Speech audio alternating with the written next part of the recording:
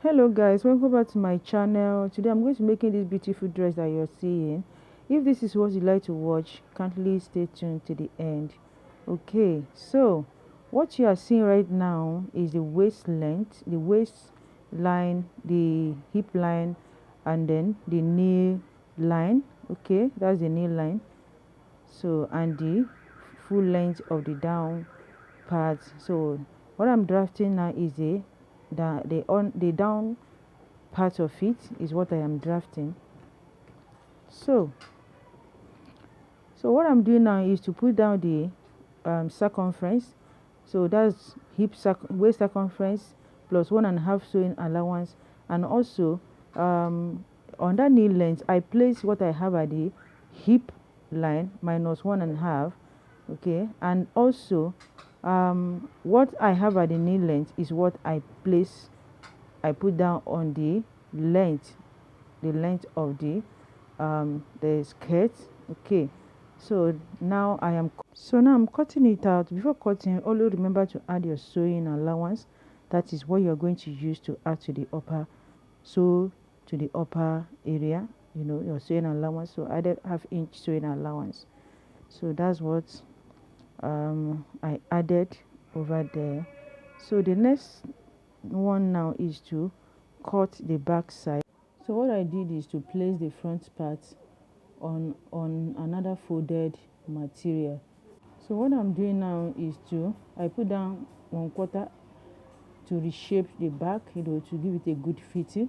So that's what I am doing right now. So whatever it is that I took out there, I place it back at the side so that it will not be too tight. Don't forget to do that, because if not, it's going to be tight on you.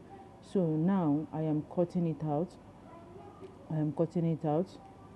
So okay, do not forget to replace back whatever you took out when you're shaping the back area. So the next thing now is to reconnect the zipper allowance. That's the zipper allowance. So, and okay, what I'm marking now is where the slit is going to end. So I'm opening the slit. Remember, it was folded into two, and that is the back side that I'm cutting. Okay, so that is it. After that, the next thing to do now is to put down the cut our underlay. You can see the way the back side is looking, and this is the front. Here is the front.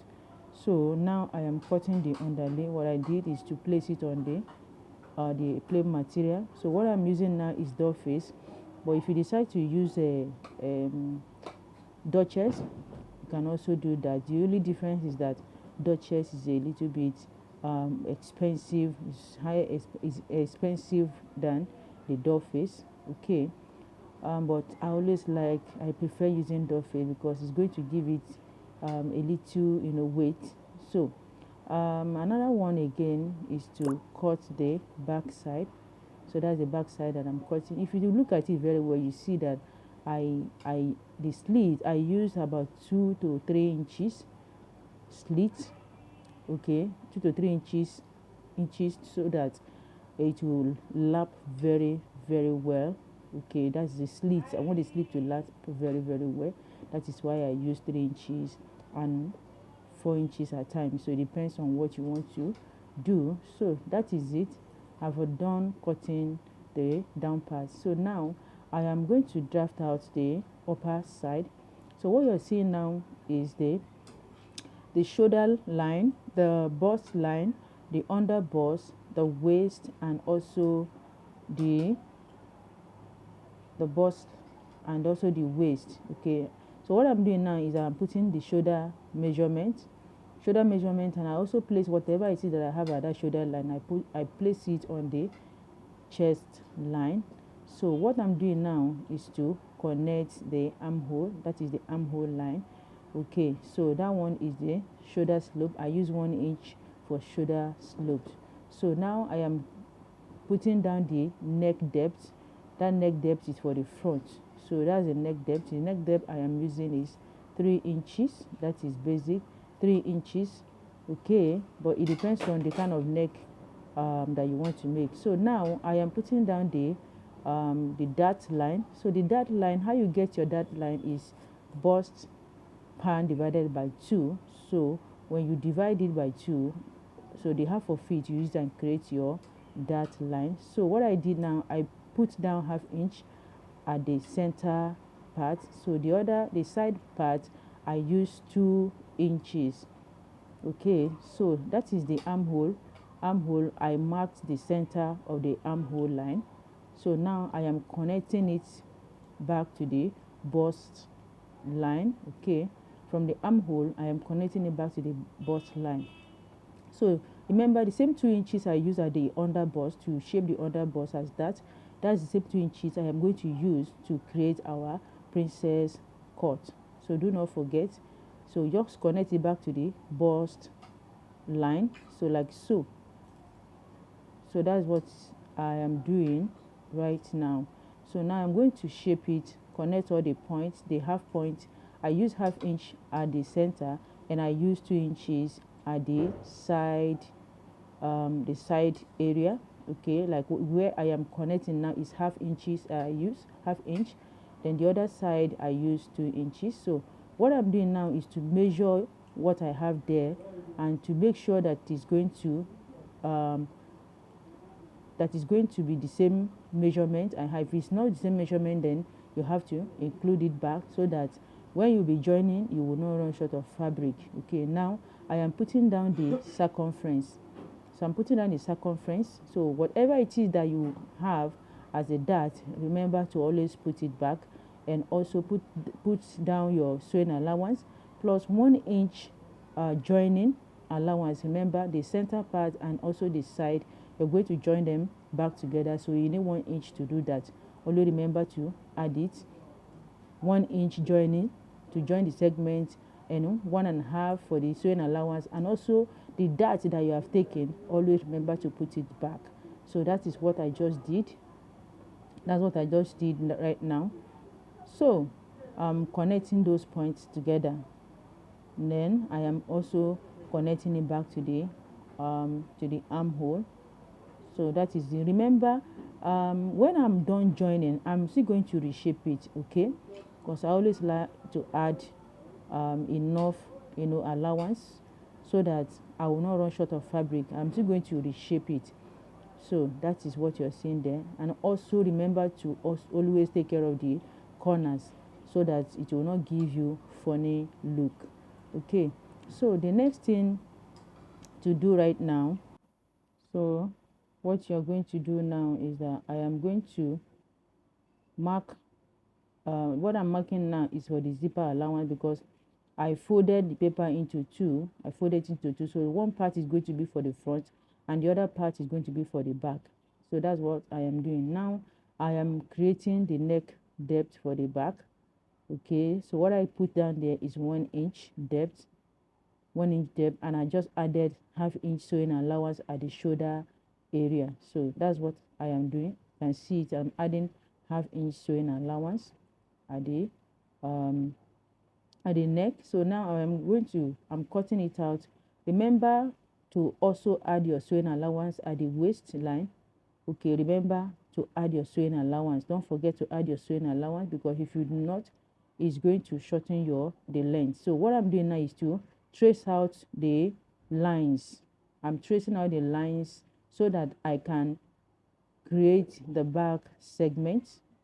So I can create the back segment. You can see I am creating out I'm tracing the line so that once I remove the front part, I would just follow the same line to create the back segment. So that's what I am doing over there. So that's what I'm doing right now. I'm tracing it out. So I'm going to cut out the front.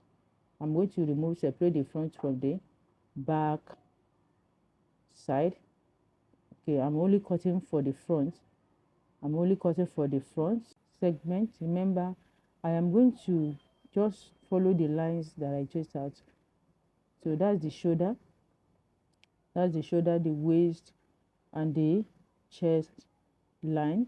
So now I'm just putting down the measurement, the circumference, and also joining allowance, and then the the allowance that I'm going to take out. I've also added it back. That's joining allowance plus sewing allowance. Okay, for over there I came up 2 inches. I came up 2 inches, for the armhole depth. So that's the armhole depth. So that's the armhole depth. So you can see I'm connecting it back to the shoulder point. So now I'm going to curve the armhole. So that's the armhole curve that I just did. So I'm connecting the points together. Okay, so the next thing now is to put down the dot line. Remember how we got our dot line in the front? That is our bust span divided by 2. Bust span divided by 2.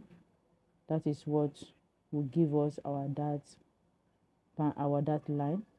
So what I'm doing now is to make sure I'm remeasuring the armhole to be sure that it's the same thing that I have in the front that I also have at the back. So that is that line that I created.